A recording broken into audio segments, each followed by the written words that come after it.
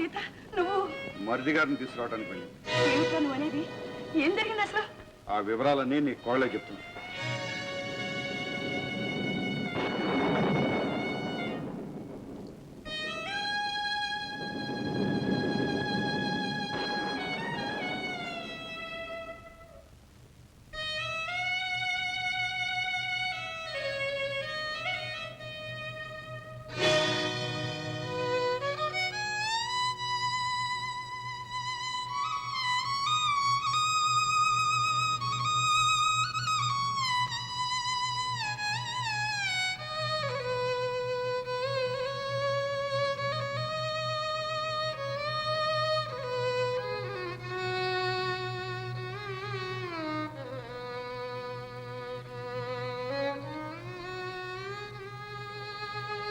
త్వరగా రండి డాక్టర్ గారు.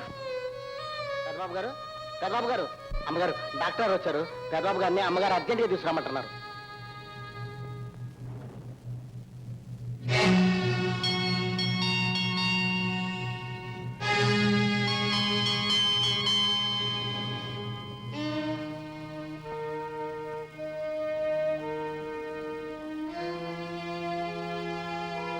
మరేం ప్రమాదం లేదు. అవసరం అయితే కబుర్ చేయండి. వస్తానమ్మా.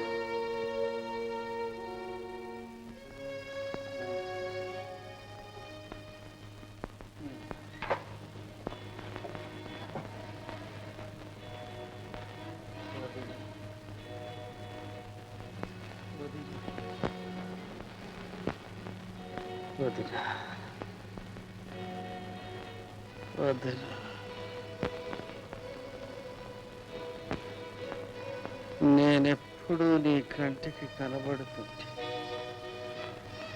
గతంలో మన ఇద్దరి మధ్య జరిగిన దాన్ని అనుక్షణం నీకు గుర్తు చేస్తానని, నీకు మనశ్శాంతి లేకుండా పోతుందని, నేను దూరంగా పోవడానికి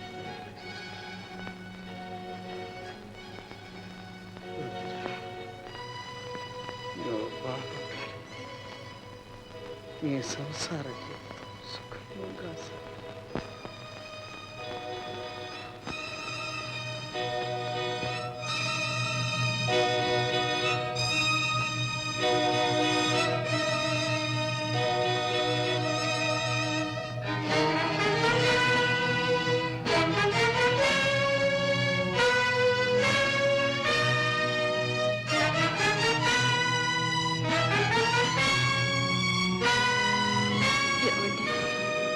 ఏమండి?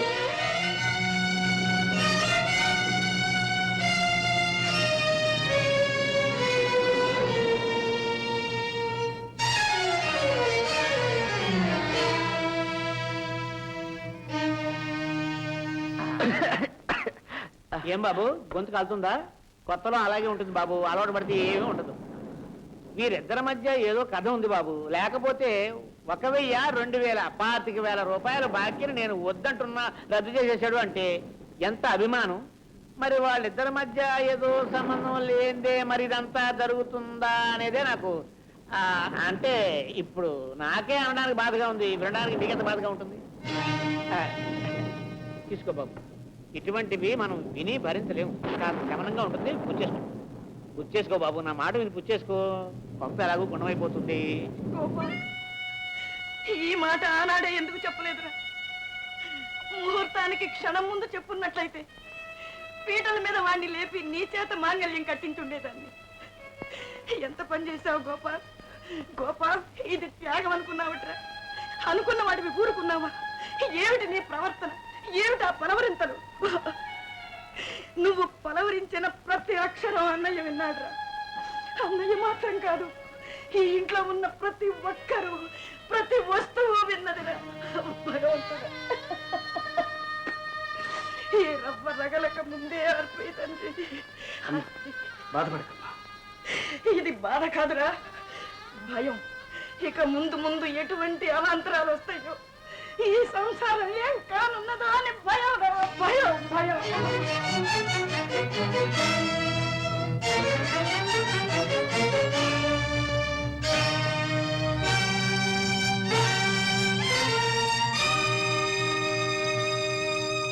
పెదబాబు గారు ప్రేమ ఉంది చూశారు, ప్రేమ అది నిప్పు లాంటిది, అది అంటుకోకూడదు. అంటుకుంది ఆరదు, ఆగదు. ఆపుతాను లేదా ఆర్పేస్తాను. నువ్వు ఆర్పే బాబు, తర్వాత నేను నెమ్మదిగా, లేకపోతే ఈ బస్సు ఏంటే మరీ వెర్రిగా కింద కనబడుతున్నాడు చంద్రబాబు.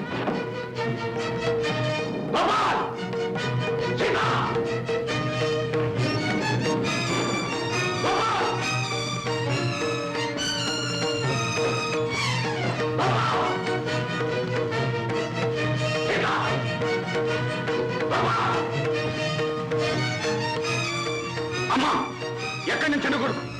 ఆ పాటిస్తున్నా అక్కడ వాళ్ళిద్దరు ఎక్కడ దాచావు? ఇవాళ వాడు నన్ను తెలిపవాలి చెప్పు.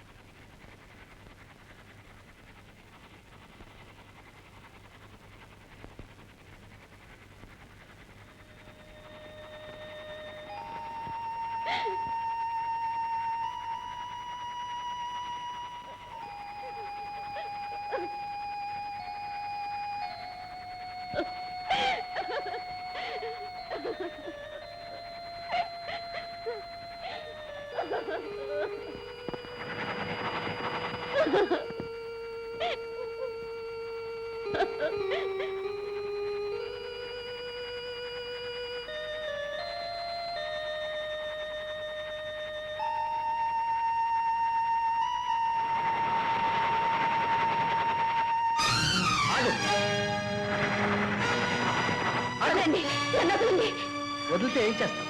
చచ్చిపోతాను. చచ్చిపోయి నేను సుఖపడతాను, ఇతరులను సుఖపెడతాను. అది అబద్ధం. నీ బ్రతుకు వల్ల నీకు బాధ కలగవచ్చు, నువ్వు ఇలా చేయడం వల్ల మరికొందరికి బాధ కలగవచ్చు. బాధ అనేది జీవితంలో ఒక భాగం మాత్రం, అది ఎవరికైనా అంతే. దానికి పరిష్కారం చావు మాత్రం కాదు. నాకు మాత్రం చావు తప్ప వేరే పరిష్కారం లేదు. దయచేసి నన్ను విడిచిపెట్టండి. ఇలా చేయడానికి వీలు లేదు. విడిచిపెట్టండి.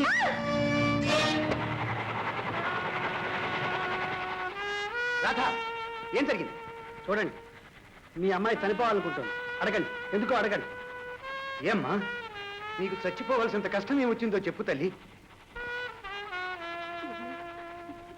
నేను బ్రతుకుంటే నా బ్రతుకుని చూసి మీరు చచ్చిపోతారు నాన్న.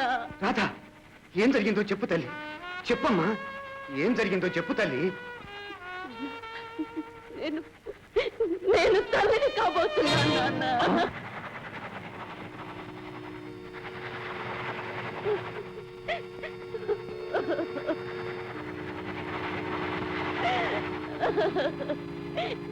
తల్లిని కాబోతున్నావా? పెళ్లి కాకుండానే? తల్లి లేని దానివని, ఒక్కగానొక్క బిడ్డవని ఎంతో గారాబంగా పెంచినందుకు ఇంత నీచానికి దిగజారిపోతావా? కడుపులో పాపాన్ని పెంచుకుంటున్నావా? చిచి, నువ్వు చావలసింది, చచ్చి తీరాల్సింది. నిజమే నాన్న, నేను బ్రతకూడదు, నేను బ్రతకలేకూడదు. నేను చచ్చిపోవాలి నాన్న, చచ్చిపోవాలి. అంతే, నువ్వు చచ్చినంత మాత్రాన ఈ కళంకం మాసిపోదు. నీతో పాటు నేను కూడా చేస్తాను. రా, ఆగండి. ఏమిటి ఆవేశం? ఆవేశం కాదు, ఆవేదన. మా వంశానికి ఎన్నడూ రాని కళంకం వచ్చింది. దాన్ని తుడిచేయాలి. తరతరాలుగా కాపాడుకొచ్చిన పరువు కంటే మా ప్రాణాలు ఎక్కువ కాదు. చూడండి, మీ ప్రాణాలు పోతే మీ పరువు నిలుస్తుందని, మీ ఇద్దరి చావులతో మీ కళంకం మాసిపోతుందని అనుకుంటున్నారా? లేకపోతే ఈ నిప్పుల కుంపటిని గుండెల మీద పెట్టుకుని పెంచమంటావా? తండ్రెవరో తెలియని ఈ పుట్టబోయే బిడ్డకు తాతనని గర్వించమంటావా? ఈ రంగనాథం గొప్పగానే బ్రతికాడు, గొప్పగానే చస్తాడు. రంగనాథం గారు చావడానికి క్షణికమైన ఆవేశించాలి, కానీ బ్రతకడానికి ఎంతో సహనం, సంస్కారం కావాలి. అయినా చావడం మూలంగా మాసిపోతుందనుకున్న మచ్చ కలకాలం నిలిచిపోతుంది. రగిలిన మంటల్ని చల్లార్చ ప్రయత్నించాలే కానీ ఇలా పిరికితనంతో చావడానికి ప్రయత్నించడం మీలాంటి పెద్దలకు తగిన పని కాదు. పెళ్లి కాకుండానే తల్లి అయిందని ప్రతి ఒక్కరూ కాకుల్లా గద్దల్లా పొడుస్తుంటే క్షణానికి చస్తూ బ్రతకమంటావా? రంగనాథం గారు, ఇంతకు మీకు కావలసిందేమిటి? అనామకంగా పుట్టబోయే ఆ బిడ్డకు తండ్రి ఎవరనేగా? అవును. సరే, ఆ బిడ్డకు తండ్రిని నేను. బాబు, క్షమించండి. పుట్టబోయే ఆ పసిపాప మీ ఇద్దరి మరణానికి కారణం కాకూడదు. బాబు, నేను ఈ మాట ఆవేశంతో అనడం లేదు. బాగా ఆలోచించే ఈ నిర్ణయానికి వచ్చా. రాధను రక్షించడానికి, మా పరువు కాపాడటానికి నువ్వు ఇంత త్యాగం చేస్తున్నావా? ఇది త్యాగం కాదండి, ధర్మం, మానవత. కానీ ఒక్క మాట. ఏమిటి బాబు? ప్రపంచం దృష్టిలో నేను రాధకు భర్త, ఆమెకు పుట్టబోయే బిడ్డకు తండ్రి, మీకు అల్లుడు. కానీ నైతికంగా, ఆత్మసాక్షిగా రాధ నా భార్య కాదు. నా ఆశ, ఆశయం ఒక్కటి. ఆమె కాపురం నిలబెట్టాలి. అందుకు రాధ సహకారం కాదు. నేనేం చేయగలను? రాధ, ఒక్క మాట చెప్పు. నిన్ను మోసం చేసి ఈ స్థితికి తీసుకొచ్చింది ఎవరు? ఎవరతను? అతని పేరేంటి? నా పేరు గిరి. గిరి అంటే కొండ, అంటే కొండంత అండ అన్నమాట. వసయ్య గారు, మరీ అంత పొగడింది. వీరు మా పెదబాబు గారు. గోపాల్, ఆస్తిలో అంతస్తులో ఏ లోపం లేదు. కానీ అనురాగానికి దూరం అయ్యారు, ఆనందమే కరువు అయింది. అబ్బా, పండ్ల కిందలో నీరు కింద మాట ఇలా అనాలే గాని అంటే పట్టేస్తారు. పట్టారా? ఇక అంతే. మిస్టర్ గోపాల్, మనం ఏ విషయాన్ని ఎక్కువగా ఆలోచించామనుకోండి, మనస్సు మనిషి రెండు క్లోజ్. సో మనం అంటే మగవాళ్ళం సుఖం సంతోషం దొరికే చోటుకి వెళ్ళాలి, కానీ ఉన్న చోటనే ఉంటూ దిగాలు పడి కూర్చోవడం షేర్. ఏమిటో లెక్చర్ దంచేస్తున్నారు? లెక్చర్ కాదు, లైఫ్ గురించి వివరంగా చెప్తున్నాను. బయట బయట meet out friend glad to meet you. నాట్యంలో నాట్యం చేసిందంటే నవనాడులు కలుగుతాయి మనకా ఆవిడ అందరికి. అంతేనంటారా? అంతే. అందుకే పెద్దబాబు గారిని నీ చేతుల్లో పెడుతున్నాను. బాగా బరువు తగ్గించి సంతోషంగా తిరిగేలా చూసే బాధ్యత నాది. మీరేమంటే నేను అదే అంటాను.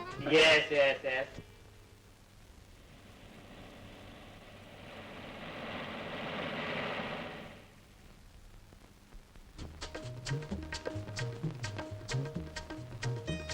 రండి, దయచేయండి. వీరు మన ఫ్యాక్టరీ మేనేజర్ గారు. వీరి పేరు రాజు గారు. వీరు మా అల్లుడు మిస్టర్ వేణు. నమస్కారం అండి. ఇక మీదట ఈ ఫ్యాక్టరీ వ్యవహారాలన్నీ నా బదులు మా అల్లుడు గారే చూసుకుంటారు. చాలా సంతోషం సార్. రండి, ఫ్యాక్టరీ చూద్దరు కానీ.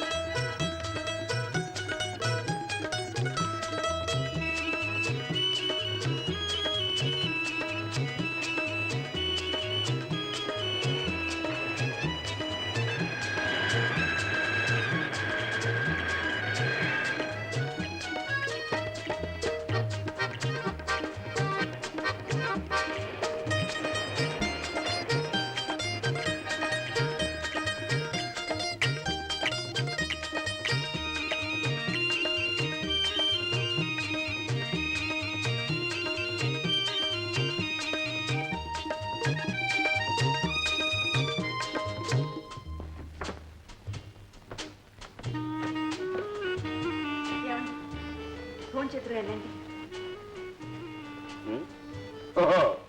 మీరా? గిరి నా భార్య గారు.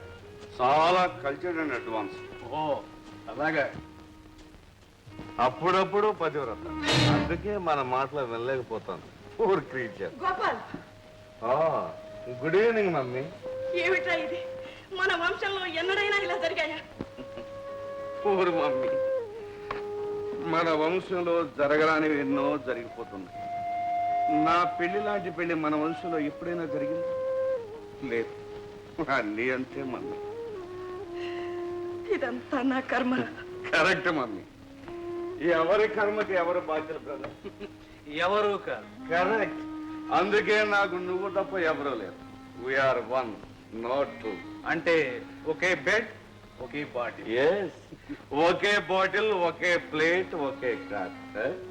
Come on, let's go.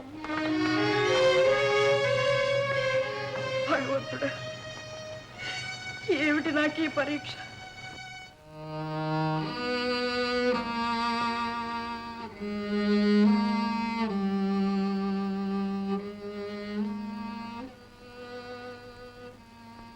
బాధపడకు రాధ. అభం శుభం ఎరుగని పసిపాపకు నీ కన్నీళ్లు చూపు.